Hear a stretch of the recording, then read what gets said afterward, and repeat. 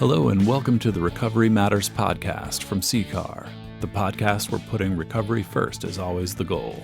Here we present interviews, discussions, stories, and speeches to cultivate the understanding and acceptance of the power, hope, and healing of recovery from alcohol and other addictions.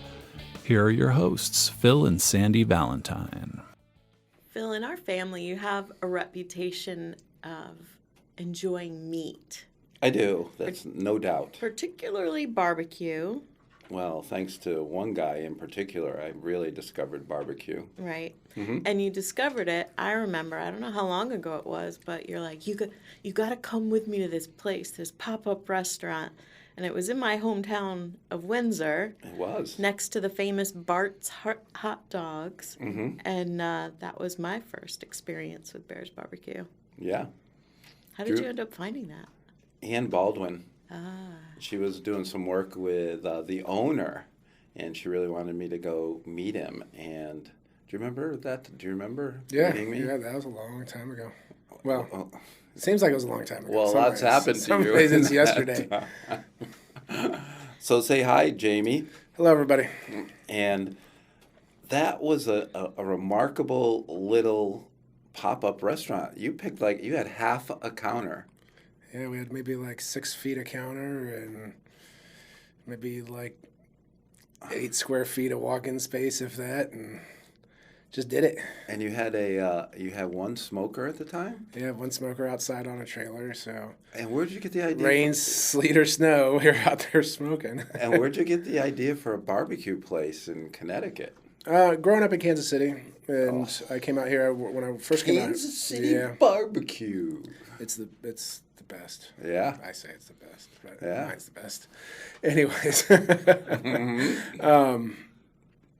No, I came out here. I originally worked for, at that point, it was Hamilton Sunstrand. Mm-hmm. I'd worked for United Technologies for most of my career. Dude, what are you? Are you a rocket scientist? No. No, nothing so grand. But, and then we met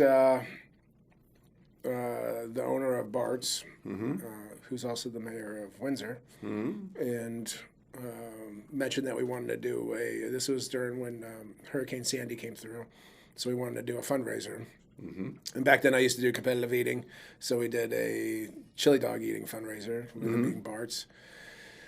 And from there, I mentioned to him that, hey, I've always kind of wanted to open a barbecue restaurant, and, there's no really what I think are good barbecue around, and it's all went from there. He said, yeah. Sure, I want to help you out, and we took his little spot, and it was nuts. It was, mm-hmm. We were busting at the seams almost from day one. You had lines out the door. Yeah.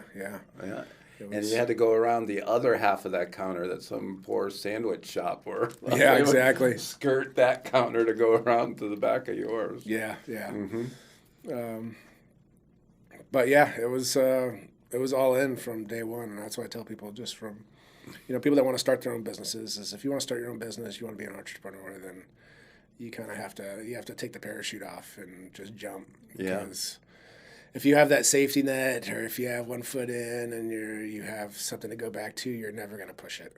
And there was times, even during that first year or 2 years, there's still times where, mm-hmm.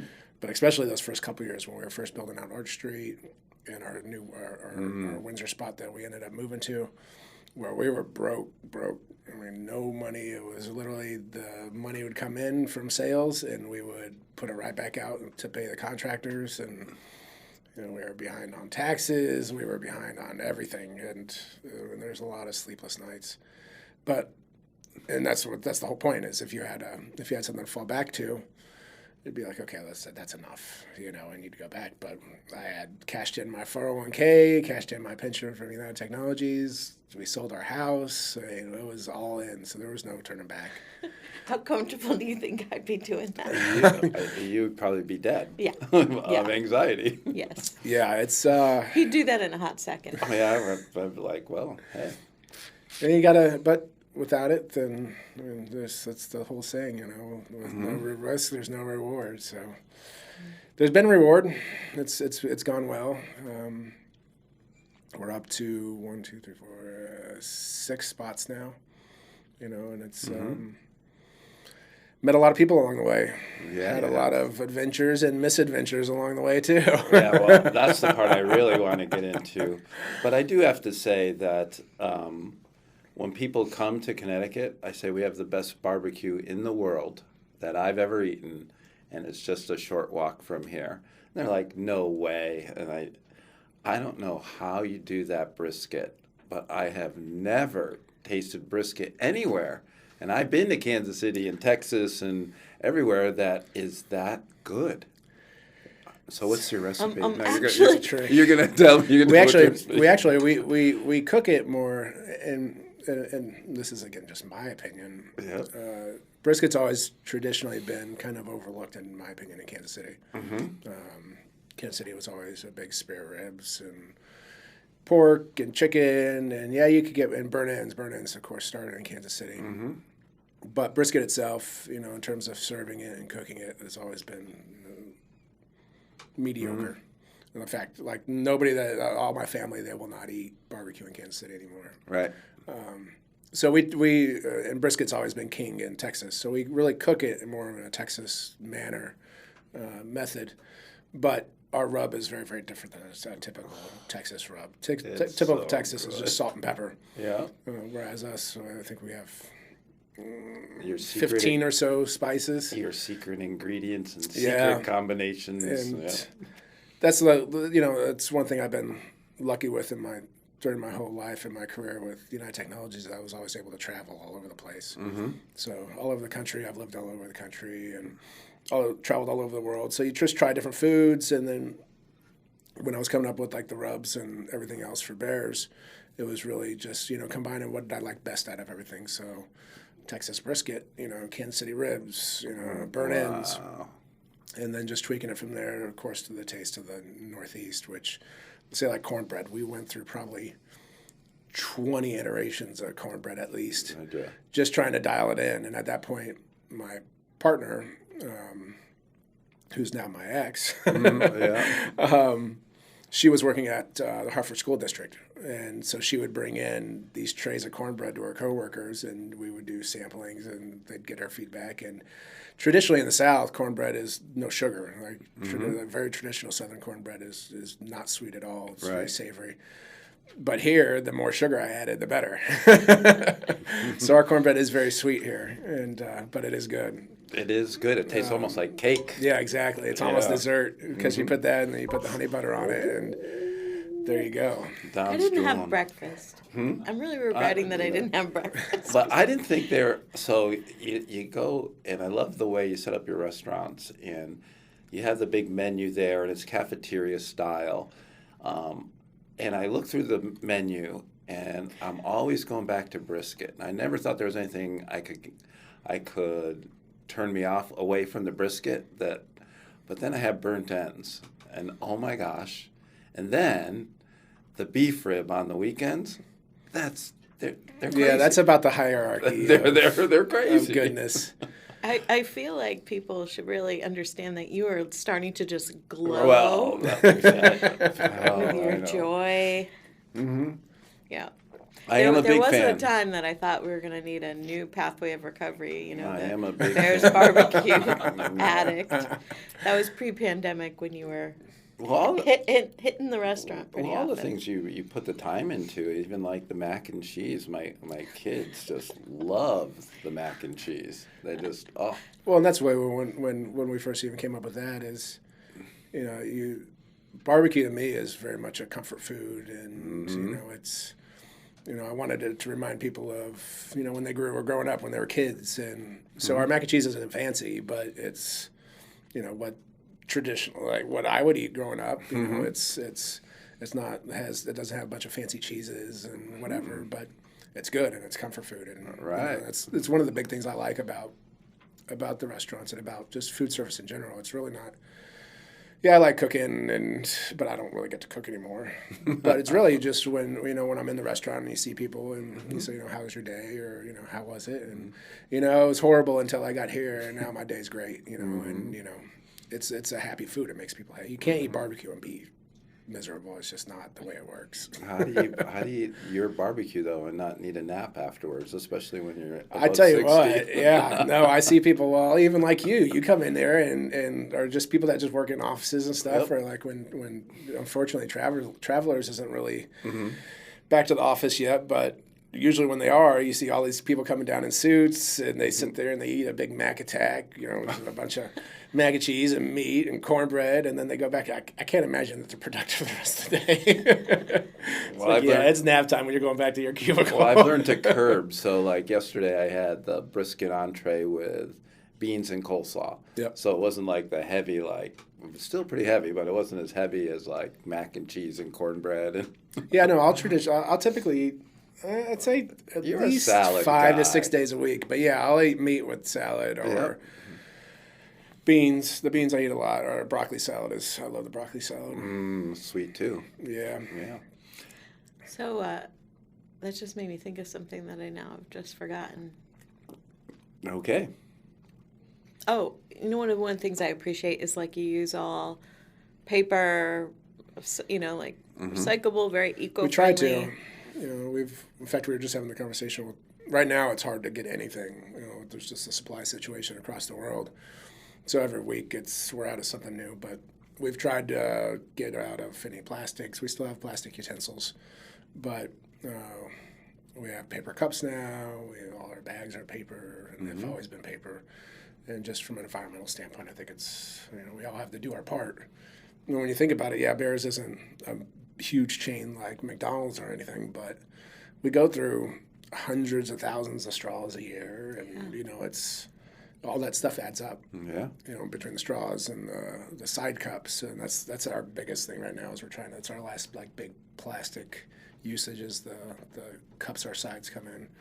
So we're trying to find a substitute for that, but right now we're lucky to be able to find anything. It's incredible, and I don't know that.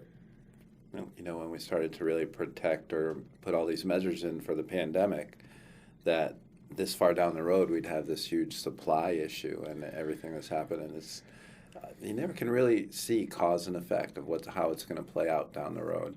Yeah, no, it's when the restrictions and stuff all started lifting, everybody was happy, and it was like, okay, we can finally start. But then, it's all just a chain reaction to where now it's all the supplies, and from what we're being told, that it's going to be at least by next summer before things are even semi back to normal in terms of, especially meat supply. Like meat cost right now is just crazy, and we've had to since we've been open, I think we've only increased our prices 3 times, and 2 of those have been in the last 18 months, just because costs just keep going up and up and up. And some customers will complain, but you have to, otherwise you're losing money. And for the most part, everybody sees the way go to the grocery store, go to the gas station, go buy anything right now, and the cost is nuts. So even our wings, typically all the way from when we opened, we always did 50-cent wings on Wednesdays.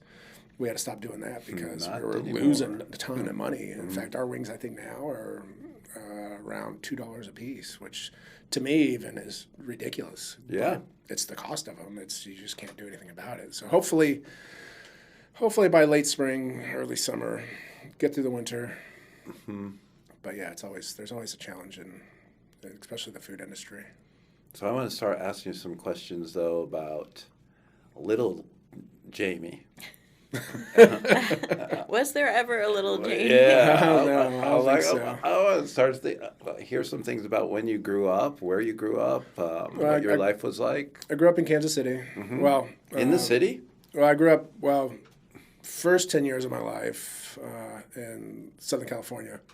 Outside of Los Angeles, Redondo Beach and Palos Verdes. And then when I was 10, we moved to Kansas City, where my dad's originally from and all his family was. So isn't that where the Karate Kid was? Do you remember the Karate Kid? No, He was in Kansas City? No, I don't think so. In Southern He was California. in Torrance, I think, or somewhere around there. Yeah. So do you have siblings? Yeah, I have 3 brothers.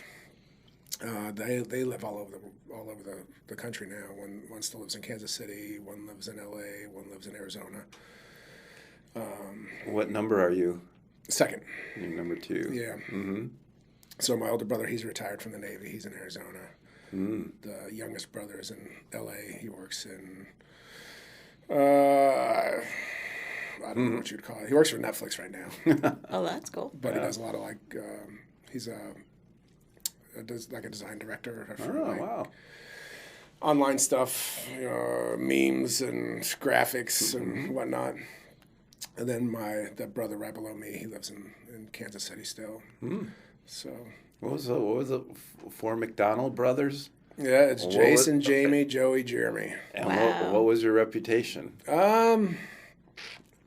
Fine. Uh-oh. No, we were all good. I mean, That's I was more the troublemaker growing up a little bit. But we're all a little bit different. My youngest brother is, of course, more artsy, and the oldest brother is, I'd say, more the caregiver role. Yeah. I guess growing up, and I just fought with everybody. What was you fought with everybody? So what was life like in Kansas City as a teenager?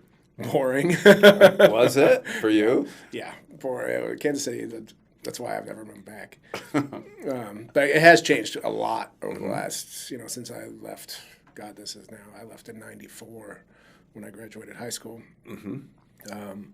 It's a big change, though, California to the Midwest, for sure. Yeah, and So what did you like to do? Were you an athlete? Were you an artist? Were you? no, I played football, played guitar. Growing up, I was always, I'd say, a little bit on the, I wouldn't say outcast, but definitely on the peripheral. Never really comfortable with people, and You didn't fit in? kind of a loner. Mm-hmm. But What position did you play in football? linebacker. I can see that. Yeah, I like to, and I was always bigger than most people, so it was fun. But I hardly graduated high school. I detect a little dark side I there. I don't like people hurting people. Like hitting Yeah, people hit 'em. and stuff. Yep. But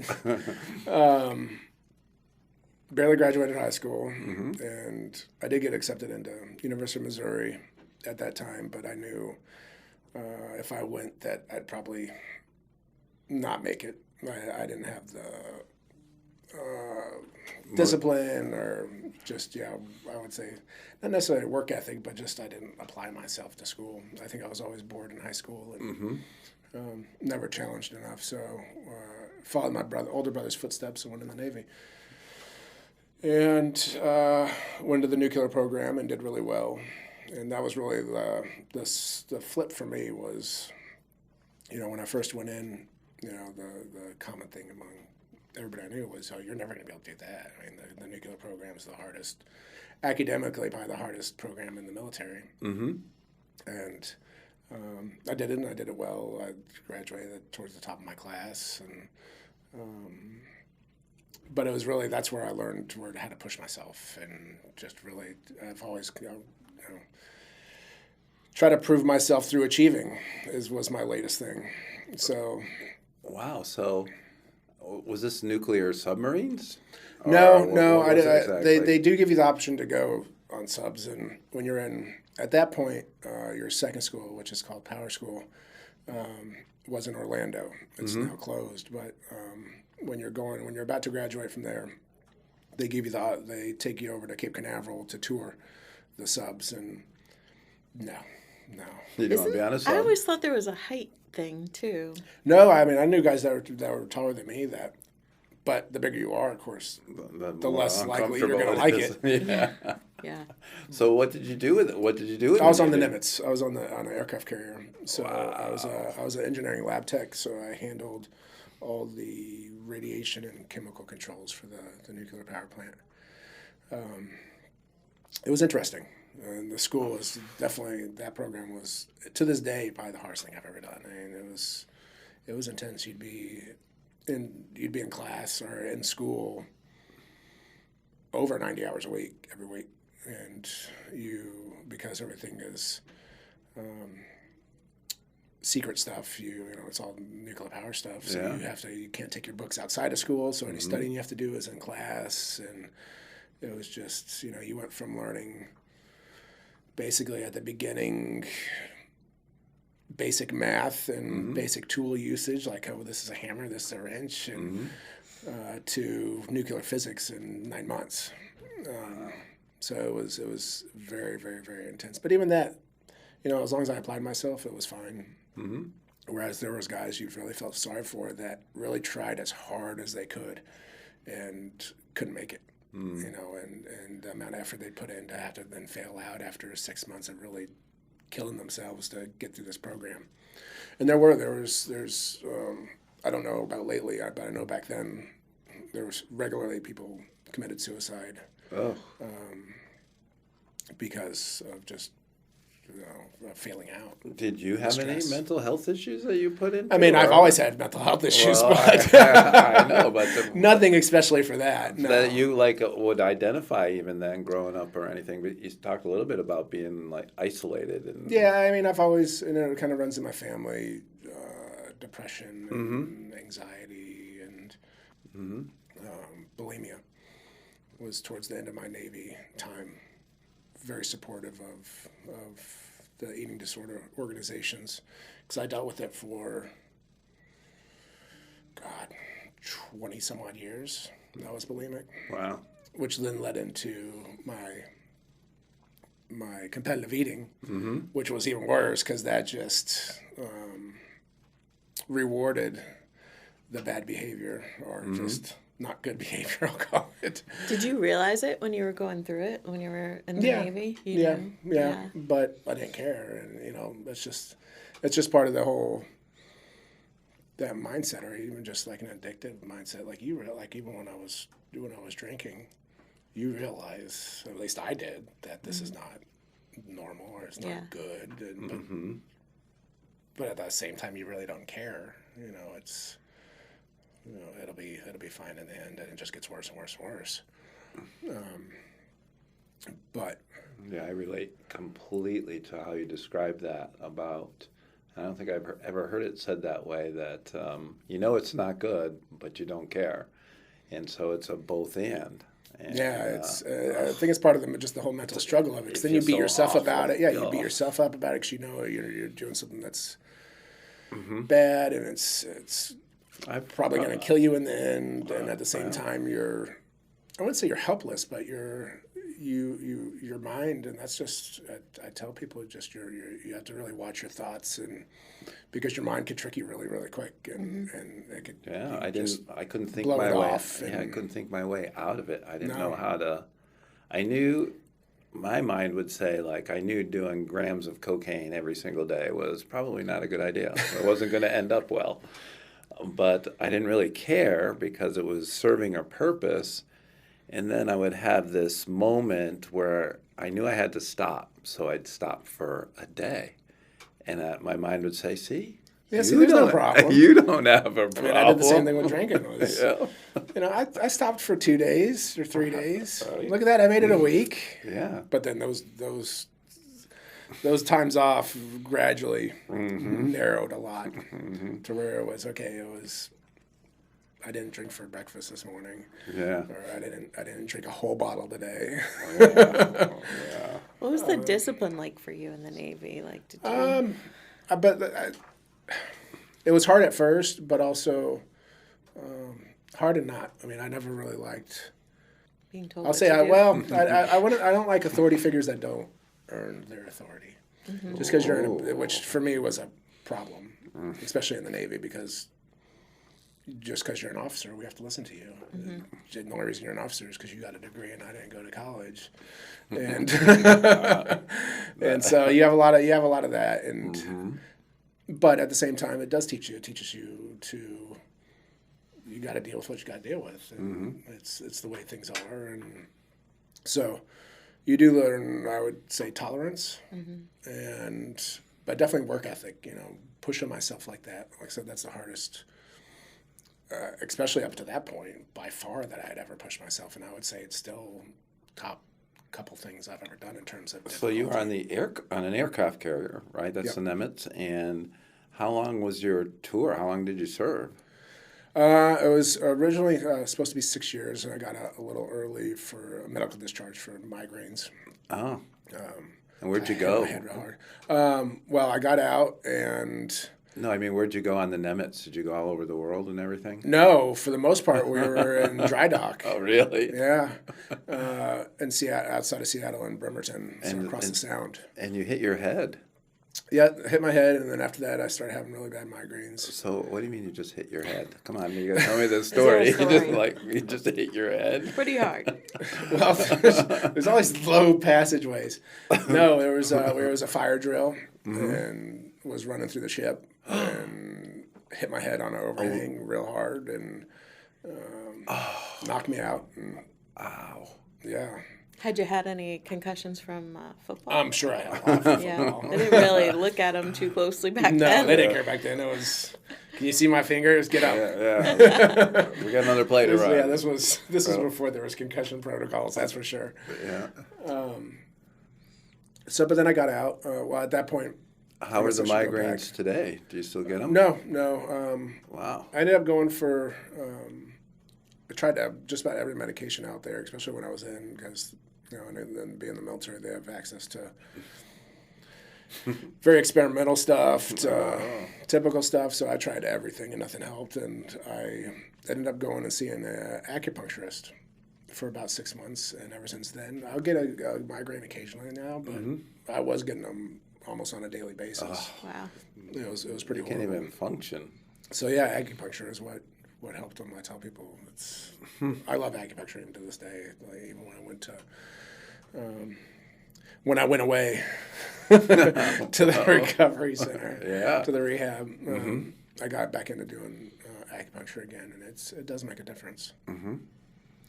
But during that time, well, actually, when I was getting ready to graduate from my last school was up in Ballston Spa, Saratoga Springs area, where they have a actual working reactor. And that's when I met who would become my wife, and then my business partner in Bears, Cheryl. She was originally from here. That's how I got back to Connecticut. She was from Windsor Locks.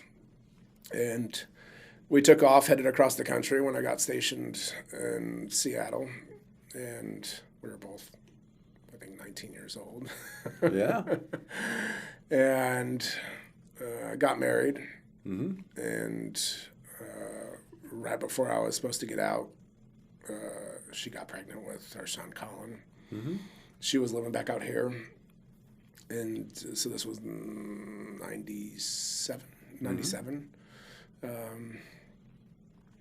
Got out, and her dad at that was working for Hamilton at that time, got me a job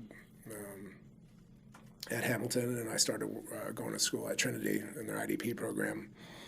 And so I'd go to school all day, and then I worked a second shift job at Hamilton. What kind of program? The IDP program at Trinity, it's their like adult education program. Oh, cool. Which was good for me. Plus, then it's like I said, it really all started in the Navy, of my overachieving and just trying to prove myself through achievements. So then it just started then too, where I would work a full-time job, usually even more, because there's lots of overtime. And I had a son and a wife and a house and bills to pay, so I pushed myself at work, and then I was typically taking anywhere from 6 to 8 classes a semester. So it was not a lot of time for anything.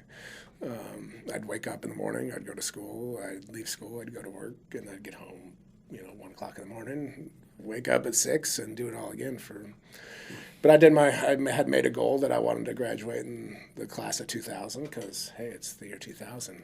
Yeah. For no other reason than that, and I almost pushed myself to death, But I did it, and at that time, left Hamilton after I graduated, and at that point I wanted to be a veterinarian. I'd always wanted to be a veterinarian. I didn't go to school for that. My undergrad actually ended up being in economics when I was going through school at Trinity. Decided engineering wasn't really the way I wanted to go. I really didn't like the super higher level math. It just got the theoretical math to me just wasn't interesting. Mm-hmm. And it was a lot of like, just I believe, like, we can't account for like this minute fraction of a piece of energy in this reaction. So we're going to make, there's this make-believe particle. It's like, no. So, but I'd always wanted to be a vet. And left Connecticut. And at that point we were supposed to drive out. I had an internship set up at a vet in Oregon where my uncle lived, and we stopped in Kansas City on the way out, and Cheryl decided that she didn't want to go all the way to Oregon, so we ended up staying in Kansas City. Really? Yeah, and I found another place to intern there and interned for a vet there for a year while I was studying for like the entrance exams and stuff. I didn't get in. Kind of found out it's harder to get in veterinary school than it is almost any other program. Oh, yeah. Because there's so few of them, there's such demand. So it's just insanely competitive to get in. And if you haven't been preparing for it most of your childhood by doing like 4-H and, even working at kennels and, all that stuff, because they really want to know that the people that are getting in, that's your passion. They don't want to waste a slot on somebody that's kind of iffy on it. But didn't get in. So then we left Kansas City and went to Florida, Fort Lauderdale area, where my aunt had a sheet metal manufacturing business. And I went to work for her in customer service and sales for about a year. And that ended up being not so much fun. It's hard working for family. I'll just put it that way. I'll leave it at that. And how were you doing, like, emotionally? And big moves. You always I don't really mind the move. And in fact, but it was part of just pushing yourself. And so this as is long as I keep, it was just, it was a common theme. What's the pushing, latest? Pushing. Well, I get temporarily obsessed. But yeah. I'll call it. I love that. Temporarily obsessed. I relate to that. Oh, yes. She's seen my obsessions over the years. Well, this season of, yes. Fishing. Yeah, you're now the fisherman. The fishing. Yeah, it's the way it is. It's at least for me, I latch onto something and I'll push it until I can't push it anymore, until I think I've accomplished as much as I can. Or you get bored. Or I'd say like it. 95% of like where I could get to, and then okay, it's time for the next thing. Yeah, because it gets boring. It gets too routine, and but I do like moving, and because I like meeting new people. I like living in new places and experiencing new things. That's why I like traveling so much. So the moving never really bothered me. It more so bothered Cheryl. I think also I don't like to really stereotype, but another more of a woman thing where a lot of women like stability, and especially with a baby. And I'd be in the van going from place to place to place. Exactly. RV. Wouldn't I? Now. Wow. There was a season you were pretty. Well, we had like 4 kids, and that's kind of hard to move. Yeah. 4 kids around. But so moved to Florida, went to work for her, did that for about a year, and then was able to get back. Hamilton actually had a facility down there in Miami. Got a job with them doing engineering in their repair station. And did that for maybe 2 years, year and a half. And then they closed that facility and were moving it to part of it to Ireland and part of it back to here to Connecticut. So I was involved with that and traveled to Ireland a bit to train those guys on how to do stuff. And ended up being transferred back here. No, actually, no, that's not right. I've been moved so much.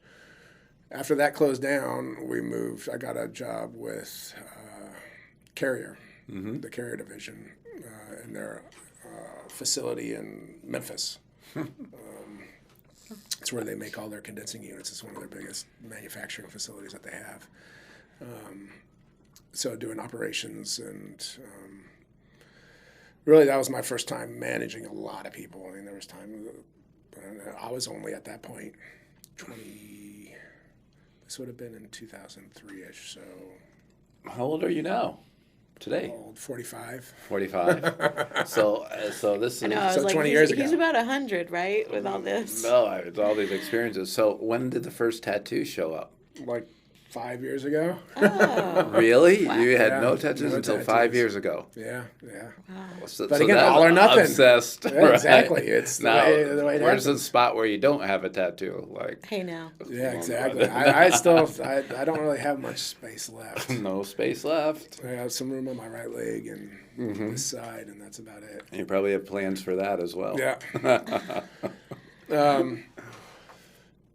So went to work for Carrier, did that for a couple of years, and got bored with it, and then went to work for Otis in Pennsylvania, in field service. So I had a field service group that my guys took care of pretty much all the elevators in eastern Pennsylvania.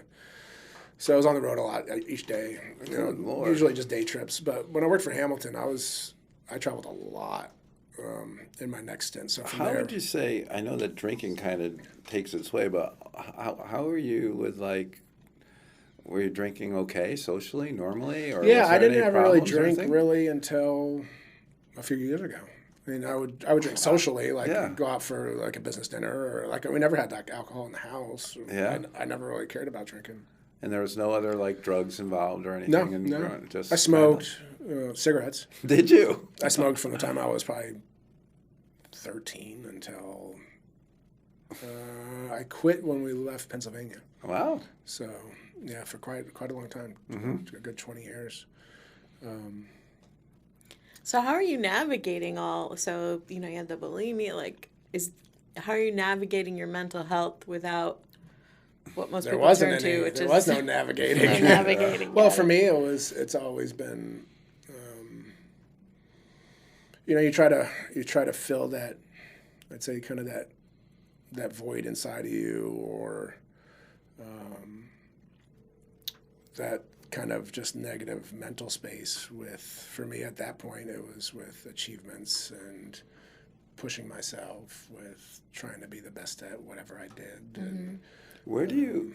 I know you've done a lot of work, but where do you think you're just wired that way, or is it something that happened as a kid? Do you think have you tied anything back, or is it just who you are? definitely from growing up. Yeah. Had a very abusive childhood, sexual abuse, mental abuse, physical Wow. abuse.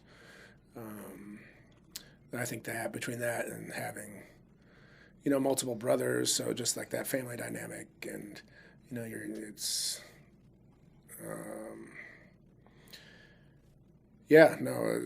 was not a. I wouldn't say it was always negative, but yeah, there was a lot of abuse growing up. And I think that's definitely what, especially through my therapy and through recovery now, you could see almost all of it ties back to, you don't really, at least as an adult, until you go to that space where you're really kind of trying to analyze and break down your trauma, you don't, at least I didn't realize how profound an effect it has on everything in your life. Not only just, your memories and, your anger towards your abuser and all that, but really in how you perceive the entire world. All your perceptions are now formed around those, and it's really delusional type thinking. Like you've been beaten into a point where you think that, okay, this is what people that love me, this is how they treat me, this is how this is the way it's meant to be. And it's just and again, like I said earlier, your mind has a way of really adapting to any situation, and it's really, I think, to protect you in the end. But at the same time, you don't really realize it until it's too late, or you're way down a path that you shouldn't have gone down, or like I said, for me it was how good can I be at something, and then even in terms of my hobbies, I went from video games to being addicted to video games to being addicted to, like I said, overachieving, to mountain bike riding, to and it's like my temporary obsessions where I I probably had no business doing some of the mountain bike riding I was doing, but I had a friend that did it, and I figured if he could do it, I could do it, and I'd follow him down some trails, and there's a lot of times, there's a couple times I got hurt pretty bad, but I pushed it until I got bored with it, and then I forget what it was. Kill yourself doing it. Yeah, that was my downhill mountain biking days, and then it became work, and I would work like after Pennsylvania, we moved back here and working for Hamilton again, and I would travel probably 70% of the year, all over the world, and that was a distraction for a time. Just work and trying to, I was one of the youngest executives at Hamilton ever. What was your role why were you traveling so much? I did aftermarket customer service. So my job was to interact with the airlines, like the technical guys on the airlines that, if there was any issues with our parts, my team, my guys, the service engineers would have to figure out what's going on. And they would monitor the fleets for like all the reliability data and then try to figure out, okay, well, this valve has a systemic issue, so we have to come up with a fix for it. And so I would go out and meet with all the airlines in China and Singapore, Japan, Europe. My dad did that. Really? Back for Pratt & Whitney, he was a flight operations engineer. Yeah, similar. And he used to go out to a picture of him on the Great Wall. He'd go to wonderful I've been there. Wonderful countries like Yemen and North and South Yemen and there's some countries that aren't so much fun. Yeah. Some countries are great. Yeah. Like I tell people, I've been to Dubai and I could do without it. Yeah. I mean, if you like Vegas, you probably like Dubai. But you have a much more modern version. My dad retired 33 years ago. Yeah, exactly. Yeah. But things were really interesting in these other countries. Well, he used to fly in the cockpits with the pilots to see how they were operating the Pratt & Whitney engines and performance issues and all those kind of things. Yeah. Very similar. Mm-hmm. But so that allowed me to... You seem to, the theme that I detect through all this is you have a really, and I've seen it when we talked a little bit about your restaurants and how you manage, but you tend to be able to analyze and assess like a problem and then come up with a solution pretty quickly. And you're really gifted that way. Yeah, I'd say that's one of my strongest things is being able to analysis. And I wouldn't say I'm a super creative person. I've tried to be more so in the last few years, especially like through my photography. Yeah. But more so seeing like an existing system or, like you said, a problem and being able to look at it and say, okay, well, we need to fix this. It's also a theme of go. Yeah, it's always go. You never want to let my mind to be still, because that's when you just dwell on too much stuff that you don't want to. When did your baby girl arrive in this? She was right after. So before we left for Kansas City. Mm-hmm. So by the time we left for Kansas City, when I graduated, she was born while I was in school at Trinity. Mm-hmm. So there's only 2 years apart between Colin and Morgan. And now they're in North Carolina. She's getting ready to graduate college, and he's working for us down there at our spot in Asheville. Mm-hmm. And the time flies very quickly. It does. But so came back here and got done with the mountain bike riding, and then started working out heavily. The bodybuilding. Decided, well, when did you get the name let's Bear? Push it. Anyway, was that Bear was all the way from a child. When I was a kid, my dad used to call me a bear. Yeah, okay. Just I was always bigger and a little irritable. That would be a frightening name for a linebacker playing football. The guy's name is Bear. I'm not going to get around him. But I started the bodybuilding. Wow. Which again, was just the way my mind works. Is were you going in the gym? I was in the gym on a regular basis, more so just to be fit and to feed my body image issues. Were you like just the pure like natural weightlifter, or were there were probably guys with steroids? Oh yeah, there's a lot of that. But in like the organizations I competed in, they're all natural, so you have to be tested before. And but did that for 2 years. I pushed it as hard as I could, and got to the point where I won 2 contests and said, okay, that's enough. Yeah, I did it. I can do that. And then from there, I went into competitive eating. Yeah, like how does that even become an idea? Well, when you're bodybuilding, at least most of the bodybuilders I know, especially when you're dieting for contests. Were you in Connecticut doing bodybuilding? Okay. When you're training like that, just your whole, at least for me, like everything just starts to revolve around food because you're always hungry because you're trying to get down to sub 3% body fat. You sounds know, like a through hike though. Everything was food. Yeah. Exactly. When am I going to get to eat again? Yeah. So, but during that also, like you start eating like because you are hungry and you have to watch your intake, and so you eat a lot of vegetables and you're drinking a lot of water and just kept pushing it a little bit. And on one of my business trips was in San Diego at the Broken Yoke Cafe where Man versus Food went. And I did their eating challenge and like destroyed it, like beat everybody's record. And I was like, huh. What was it? It's just like a huge like tray of hash browns and eggs and Yeah. biscuits and This is my normal breakfast. What's the big it deal? was big, but not that bad. Oh my gosh. So, but yeah, then that started my, okay, well, I guess I could be good at this. Let's push it. And within 9 months, I was ranked #1 in the world and had won. By the end of it, I did that for about a year and a half. Had won about a little over $70,000. I was like, okay, well, I'm done with that now. You were ranked #1 in the world? Yeah. Didn't you have like a? Do you still have a record? Yeah, I have a bunch of world records. Yeah. What was the hardest thing to eat? Spicy stuff's never fun. But those are usually quick contests, so it's you're over and done with. But like the hardest foods were fried foods aren't fun because they really tear up your mouth, almost like when you eat too much Captain Crunch. Just raw because of the texture. Yeah, everybody knows that feeling. Who hasn't eaten too much Captain Crunch? Yeah.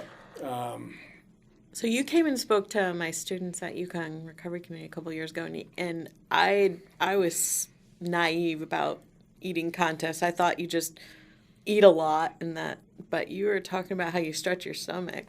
Yeah, well, and that's what how it relates back to the bodybuilding time is you're eating a lot of vegetables and stuff, and that's really kind of where I learned how to minimize the effects of the competitive eating and but also how to really with my eating disorder, how to purge it all out in a way that isn't going to necessarily kill me. So like I said, I was bulimic for 20 years. I mean, I should have had much worse health issues than I do. But being a problem solver and being decently intelligent, I knew that stomach acid is not good for your throat or for your teeth or anything else. So make sure you're drinking lots of water after you make yourself puke. And, yeah, but like I said, then competitive eating it rewarded that behavior. So not only was it okay to be bulimic, but it was actually a benefit. And so you'd sit there and you would eat, like every night I would eat 5 to 6 pounds of usually like cauliflower or broccoli. Just because it's a high volume, low calorie. Can you even imagine eating that much broccoli, Phil? Like, look at the pan. Okay, we've seen the Bear's barbecue look, and there's the vegetable look right there. Yeah, and then I would chug, like, usually like Powerade Zero because, you want the electrolytes. Because otherwise you could actually kill yourself drinking too much water. But then I would chug usually about a gallon of Powerade Zero, and do all that within like 15 minutes. So that way it's all really contained in your stomach and the pressure. And you don't start off that way, but you gradually work your way up to it. And each day you push it a little bit more and a little bit more and a little bit more. And those training sessions, I'll call them, at least I wouldn't throw it up. You just let it sit and stretch it. And it was painful. It was not fun at all. But it's what it took to be the best. Yeah. So is there a story, do I remember this right, that you started the Bears restaurant with winnings from like from the chicken wings or something? Well, we saved all the money from all the contests I won, which like I said ended up being like, especially after the Wing Bowl in Philadelphia, which I think they stopped it now that COVID started, but it was in its 22nd year. Huge thing. But yeah, I won $20,000 for winning that one. How many wings did you eat? Do you remember? The year I won, 276, I think it was. Somewhere there. How long? 28 minutes. Come on. Yeah, it was. Bear, that's not right. No, it's not right. 276 wings in 28 minutes. Yeah, it's not fun. What was the second place guy? I don't know. It was relatively close though. Wow. But yeah, no, I won that. I can't even imagine what. That's a lot. It filled up this whole table for sure. Wings would look like. Yeah, it's. They're not Bears wings, so they're a little bit smaller. They're still, There we go. They're still. And what really, you wouldn't have thought about it, but what really got tired during that contest, I mean, yeah, you get full and your stomach really stretches a lot, but so that's painful. But the limiting factor for that was my hands, because when you're eating wings like that, when you're trying to eat them fast, you squeeze them. You squeeze like the end of the blade, and that pops the meat off, and you do it like that. So by the end of it, like my hands were sore and just like wouldn't hardly work anymore from doing that 276 times. Yeah. Do you still have connections with that world at all, or? Yeah. In fact, one of the guys I used to do contests with just was driving through this last week and stopped by. But yeah, a little bit. I try to stay away from it though, because it's just not good from a mental standpoint. What about that? What's the hot dog eating Nathan's? guy? Oh, Kobayashi. Yeah. Or Joey Chestnut. Yeah. Did you ever do that? No, I can't do Nathan's because for Nathan's they always wanted. There's the organization that puts it on. You have to sign a contract with them that you'll only do their contests. Oh. And I didn't want to do that, so I never did Nathan's. I wouldn't have won it. Yeah. Because those guys like Joey, who wins it almost every year, they really train hard for that. I mean, there's a lot of technique that goes into it, and to get to the point where like he's eating 60 plus hot dogs in 10 minutes. In 10 minutes. That's different. I think the most I ever ate was 47. In 10 minutes? Yeah. But it matters, like you'll see them like dunk you'll see them like dunk the bun in the water. Yeah.